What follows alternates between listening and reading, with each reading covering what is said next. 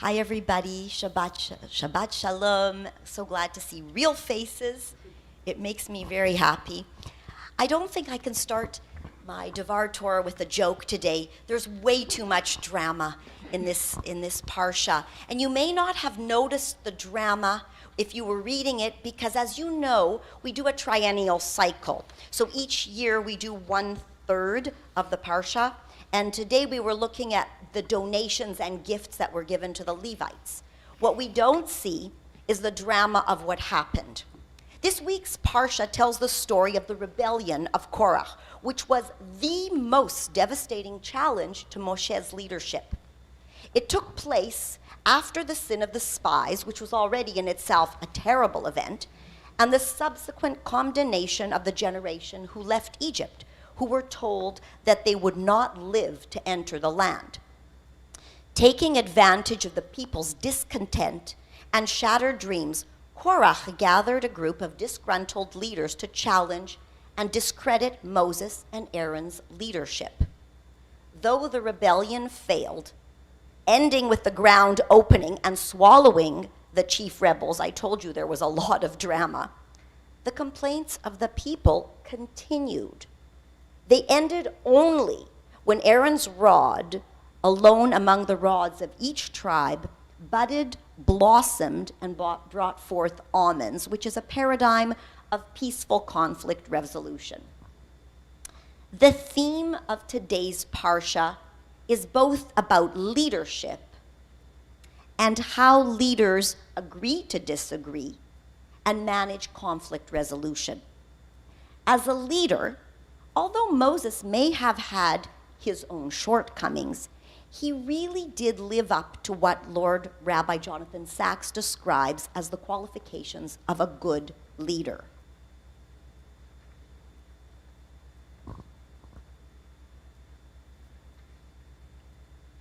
First of all, Moses consistently took responsibility to right injustice, leaving the comfort of his royal position, for example, when he saw an Egyptian beating an Israelite, and he intervened. Or in Minyan, when he saw shepherds abusing the daughters of Yitro and acted to drive them off. Moses, an Israelite brought up as an Egyptian in the royal palace, could have comfortably avoided all of these confrontations, but he chose not to, and he put himself at risk. Secondly, he learned that he could not lead alone, as many good leaders understand. For example, during the wilderness years, there were 3 leaders. There was Moses, Miriam, and Aaron. Moses was close to God, Aaron was close to the people, and Miriam led the women and sustained her brothers. When Moses tried to provide justice for the people by himself, his father-in-law, Yitro, told him that he had to appoint judges. He listened, and he learned from others' experience. Another quality that Moses had, and this is described by Rabbi Sacks, is that he had vision. He could imagine what he wanted for his people. He imagined the destination of the Holy Land and how he would get them there. As a leader, Moses was humble. He didn't crave power or seek greatness. In fact, he left that all behind in the comfort of Egypt. Rabbi Sacks writes that the greatest Jewish leaders doubted their ability to lead, as did Moses. And he says, "Who am I? They will not believe in me. I am not a man of words." And we know that he was shy and he had a hard time speaking. Moses' humility and selflessness make the Korach episode even more poignant, given that Korach accused Moses of craving power. To quote Rabbi Sacks, the Korach rebellion was not just the worst of the revolt of the wilderness years. It was also different in kind because it was a direct assault on Moses and Aaron. Korach and his fellow rebels, in essence, accused Moses of nepotism, of failure, and above all, of being a fraud, of attributing to God decisions and laws that he himself devised for his own ends. So grave was the attack that the sages said that this was a paradigm of the worst kind of disagreement. The sages drew a fundamental distinction between two kinds of conflict. There is an argument for the sake of truth and an argument for the sake of victory. In the case of Korach, he wanted to discredit Moses and grab the power for himself. This, of course, was an argument for the sake of victory. Not a win-win situation, but a situation where the winner gloats and is not interested in bringing forth truth. An argument for the sake of truth is also called an argument for the sake of heaven, and was likened by the rabbis to the debates and discussions that took place between the houses of Hillel and Shammai.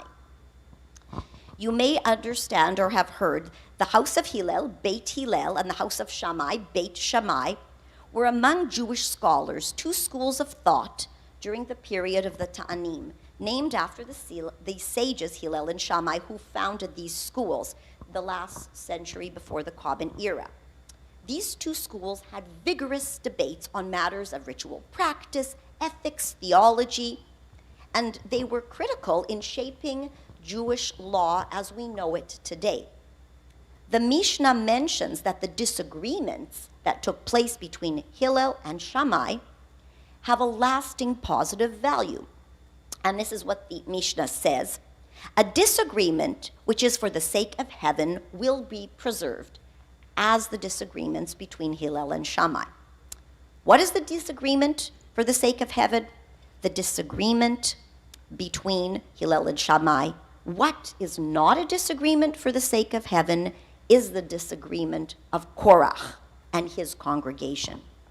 In most cases, but not always, Beit Hillel's opinion is the more lenient and tolerant of the two. And in nearly all cases, it is Beit Hillel's opinion that has been accepted as normative by halakha, and is the opinion followed by many modern Jews. In their debates, one of them might make a ruling on a particular question and the other would argue against it out of a desire to find truth. There is another lesson that we can learn from today's parsha about dealing with dissent and objection. Although Korach's motives were not in good faith and were ultimately deceptive, making his followers believe that he was acting for the greater good, the violent punishment, as I mentioned earlier, the ground opened up and swallowed him and his followers up.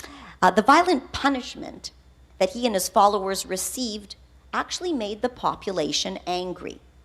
Moses may have been right, and Korach may have been wrong, but causing one's opponents to be swallowed up alive was not something that the population could accept. To calm the population, God suggested an entirely different way of resolving the dispute by telling Moses to have each of the tribes take a staff, like, their rods that they walked with, write the name on the staff, and place it in the tent of meeting, the Ohel HaMoed.